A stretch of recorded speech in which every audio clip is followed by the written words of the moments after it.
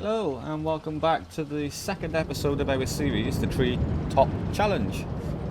If you are new to the channel and you're wondering what this challenge is about, me and a friend of mine, Jay, decided that we wanted to start a challenge, but have it in sort of like it's like a sort of mix of between sandbox and franchise.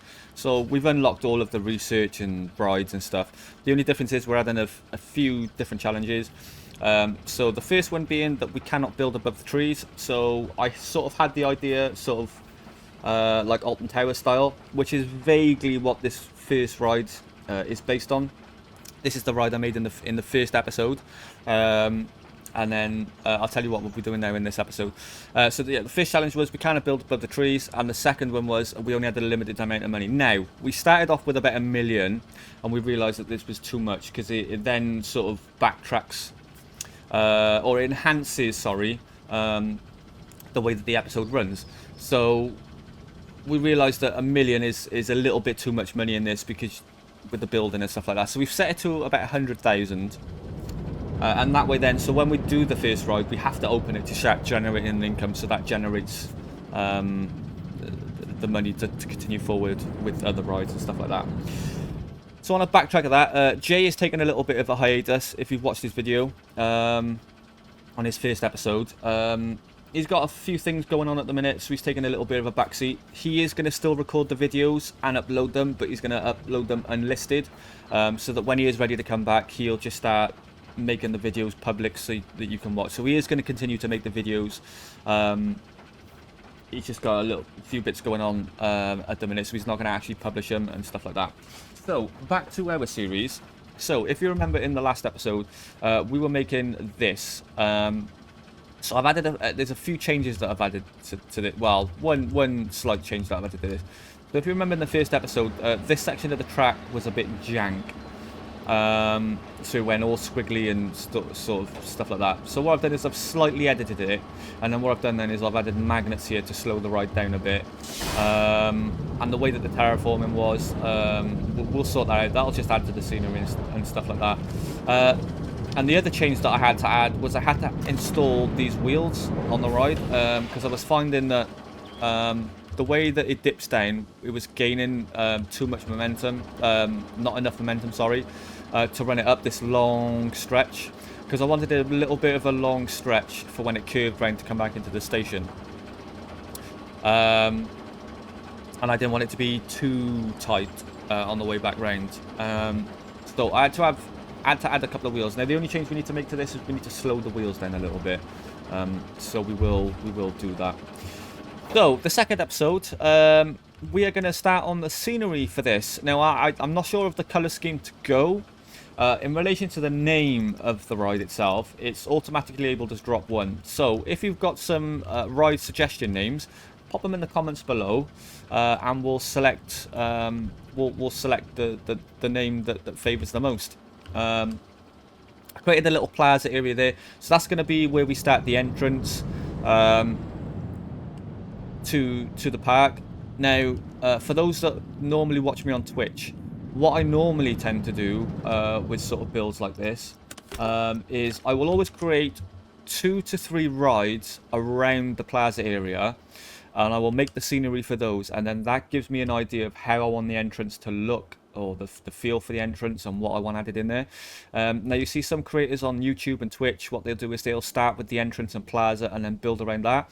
I sort of work it the other way around, so I like to create 2 or 3 rides first with the scenery, and then that gives me an idea of how I want the entrance and plaza to look. I've already got a slight idea of what I want to do with this. It's a little bit big for what I'm planning, so I am going to scale this down.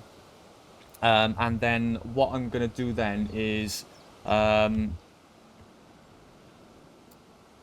I'll have it roughly sort of in conjunction with the theming that's going on for the others. So yeah, so that's what we're going to do today. So yeah, I think we should crack on and get the scenery going. Okay, so here we go. We're getting to the build of the station. I love designing the stations. I think it really adds to the aesthetic of the ride itself. I've been experimenting quite a lot with station builds in my sandbox park, I've recently done a wooden coaster, but I wanted it sort of Viking Valhalla themed. So I created a station to look sort of like a Viking boat, which I was really happy with. So it's really got my inspiration going for other station builds and stuff like that. So what I normally tend to do on my station builds is I normally have the entrance and exit on opposite sides. So I normally have the entrance on the closest side that you can see us now, and then the exit on the other side. That's what I normally tend to do, just because I find it easier when it comes to sort of the build and adding more scenery and the aesthetics and stuff like that. So this series is all about trying something that I don't tend to do very much, or I've never really tried. So I've decided on this one that I was going to stick the entrance and exit on the same, just to see what it would look like. And then you can see me morphing the terrain to the platform, which is, I played around a little bit as to whether it looked better without, and then I add wall pieces to cover it, or whether I put the scenery right up close, because then when you add the wall pieces you can sink it into the terrain, so it doesn't look as janked. And one thing about me is I don't really tend to play with terrain too much for some reason. There's a couple of people that I know that play this that heavily do some terrain stuff, and some of the builds look absolutely incredible. And it's something I don't really tend to do much of. But in this series, I think I'm going to try and use it a little bit more. Like I said, this series is all about doing things that I wouldn't normally do, under the constraints of obviously the park as well, especially not being able to build above the treetops. Obviously a lot of my builds are going to have to sort of sink into the ground, especially when it comes to the sort of high performance coasters, and not so much the wooden coasters. I've got an idea for a wooden coaster which is going to be my next build. But yeah, so just looking for some wall pieces now. I was going back and forth the gingerbread piece. So the gingerbread wall pieces are from the Toy Box DLC within Planet Coaster 2. They've got some really cool pieces in that I'm hoping to use in future builds of this series. But then I opted for the aquatic corrugated, mainly because I just love the rustic feel of it. If you've ever gone to a UK theme park, there is always somewhere it'll have a corrugated feel to it, especially the corrugated roofs as well. And I just love that aesthetic. So you can see me lining it up. So you can see why I decided to keep the sort of morphing of the terrain, because it's just easier when it comes to placing the wall pieces. But for people that watch my streams, or have jumped in the Discord and sort of chilled in there as I'm doing a build, you'll know that one thing I absolutely hate for whatever reason is the grid pieces. With some builds they are really nice to use while I'm building like my photo booths and stuff like that. I'll use them then, but with station builds and stuff like that, I hate using them, mainly because I just find them so finicky, and maybe I'm just not building the stations right, or yeah. So if anyone's got any ideas or suggestions or advice, I'm all ears. I'm willing to take on board any information that I can get, because like I said, it's all a learning curve for me. I'm not really one of these big builders that you see within YouTube and Twitch, and I mean some of these people are creating incredible builds. So for me, like I said, this series is a good opportunity for me to experiment and do stuff that I don't normally do. So yeah, so just adding the wall pieces now. Like I said, I eventually go to the 2 meter free build pieces, well, the non-grid pieces, just because I can sort of manipulate them to how I want. So you can see that I do build the grid pieces, and then I'll just yeet them off afterwards, just because they absolutely infuriated me, and I just got frustrated with it. So yeah, so I don't show you the me carrying on with the scenery build for the station, and one of the reasons is when I'm building, and you'll see this with a lot of YouTubers and streamers, is they'll just let the ideas flow, which is what I normally do. But if I'm not feeling the build at the time, then I won't carry on building, mainly because it then starts to sort of irritate and annoy me, because I get an idea in my head and it's not working the way I wanted it to work, and then I just get frustrated, and I lose interest. And I think it's better at that point if you just come away from the project and then revisit it at a later date, which is what I do with this station build. I leave it, I go on to something else, and then I sort of come back to it and see what's working. The main reason why I decided to stop the station build was because of the roof. They haven't got any free-forming or non-grid piece of the roof, and I wanted to keep the corrugated style, but they only had corrugated grid pieces. So yeah, you'll see the sort of the trials and tribulations that I had within this.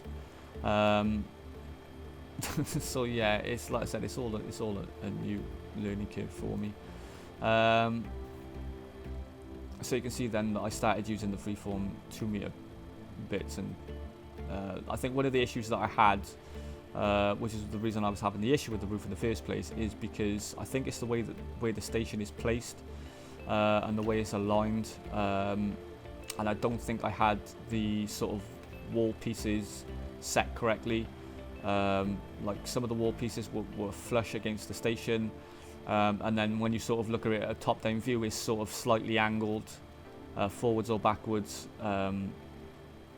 which is why the grid pieces were having trouble connecting, essentially.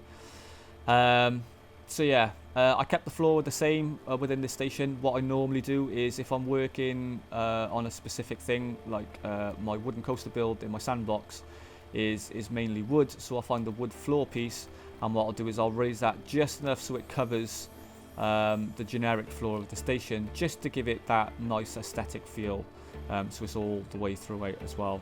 Like I said, I really wasn't feeling it on this build, which is quite disappointing. So you can see, as I'm talking about there, so you can see that is sort of slightly rotated, which is why I think I was having the roof issues that I was having. But yeah, it is what it is. But I didn't want this episode to sort of be a write-off. I want you to sort of get a feel for how it is for me when something doesn't always go to plan, rather than just ditching the project altogether. I thought, just roll with it, take a break from it, or shorten the episode and then revisit it at a later date, whether I just leave the build there and go on to something else, like a wooden coaster or something like that, and then revisit it at a later date, which is what I think I'm going to do with this one. So you can see I faff around with the roof. I do a little bit to do towards the pathing and some terrain painting. It wasn't anything extravagant within this build, just because mainly I wasn't feeling it at all. And yeah, it's just one of those things. So yeah, so there's the scenery for the roof. So when I lace the curved pieces here, I go with the flat corrugated. But like I said, because of the way that the build is, you'll see that at the end there's a slight gap. So what I try and do is reselect the roof piece, rotate it, and then I was just going to sort of place it down like you would normally do if it was a non-grid piece, and I just wasn't feeling with it. So I think I just left a gap, carried on with some other bits and pieces, and then it just annoyed me from there. So you can see there I've placed it down one side,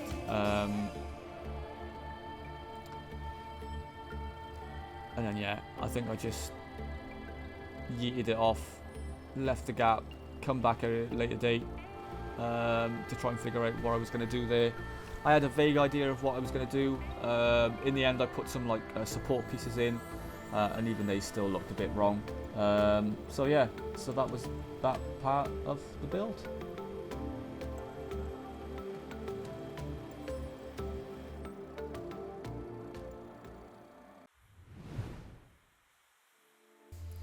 Okay, and welcome back to the part 2 of the video. So as you can see there, I showed you what I mentioned just a minute ago there with with the support pieces for the build. I've just added them in. Yeah, I'm not really keen on them still, so I might end up redesigning the roof and the building and stuff. So I took a little break from that, decided that I would work on the drop for this coaster. So if you haven't already guessed, it's sort of very loosely based off Oblivion at Alton Towers. Just because when I started this challenge, I thought that I'm going to have to dig down, so the easiest option was I took some inspiration and thought, wow, Oblivion seems like the best bet. So yeah, so I think it's quite a nice ride as our first one, sort of a pinnacle point for the park. When you enter the park, it's the first thing you see, which is nice. So yeah, was having a little bit of trouble with the fences here. So the idea that I had was sort of building a fence around the hole, and then what I'll do then is I'll adjust the path, and I'll edit the path to run alongside the fence, and then add some scenery object pieces like boulders and stuff and things like that, just so people can, like they would at Oblivion, where they can sort of go up against the fence and see people shooting down through the hole. So yeah, so we're just adding the fence, some terrain texturing, like painting, sorry. So added some gravel. I was playing around a bit with rough rock, soil, mud, just for some aesthetics. I think I'm going to keep with the gravel nearest the path, just because I normally opt for it because it's easier to use aesthetically when you're creating any build, really. I think I did see, you know, there are mods and things for from different textures, which is something that I've got in Planet Zoo, I believe, and I use them quite a bit. So it just adds a bit more variety. So I might port them over to Planet Coaster 2, just because you know, I don't think there's anything wrong with using mods from time to time. I see some people's points on they agree with it, sometimes they don't, but me personally, if there's mods that make things easier for me, then I'm going to use them. So for Planet Zoo, for example, what you can do with the pathing system in Planet Coaster 2, there's a mod that you can basically do that within Planet Zoo. And it just makes building a whole lot easier, especially within Planet Zoo, because you are very limited in what you can do. You can sort of combat that with like scenery pieces and you know, sort of like the floor pieces to create a bigger looking plaza area. But yeah, I don't see anything wrong with using some sort of mods and stuff. So you can see that I noticed the gap between the fence and the bottom. So I basically just combat that with raising the terrain slightly, and it sort of alleviates that issue for me personally. Yeah, this bit, so I was laying the fence and I noticed it was going through the support beam, so I just laid it. I know it goes into the concrete, but you know, I'm not going to be that pedantic on this build.